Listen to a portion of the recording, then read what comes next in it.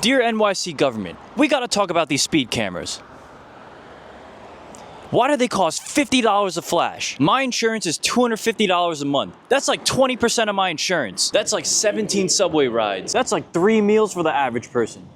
This has got to be the most money-hungry, predatory, greedy scheme from the government to take away money from the regular, average, everyday citizens. In fact, in 2023, the government literally made over $300 million from these speed cameras. And do you honestly think that the real criminals or speed demons are getting affected by this? No, of course not. They're running ghost plates, plate covers, or no plates at all. Obviously, I'm not saying the regular law-abiding citizen should switch to ghost plates, because if you are caught, it can be a criminal offense and an even bigger fine than $50. But do you think these people with previous criminal records really care? Hell, do you think they're even stopping for the police? And why does going 10 miles per hour over the limit cost the same as going 30? Like, why does it cost $50 to go 35 in a 25 and also $50 to go 55 in a 25? Make that make sense. Like, there's a big difference between accidentally giving a little too much gas and going slightly over the limit than flying through a populated street at highway speeds, but the geniuses in the government don't seem to know that, and that baffles me. Or maybe they simply don't care because these cameras weren't put in for our safety, they were put in to take money out of our pockets. And I'm not saying that they don't work. Speed cameras definitely do work.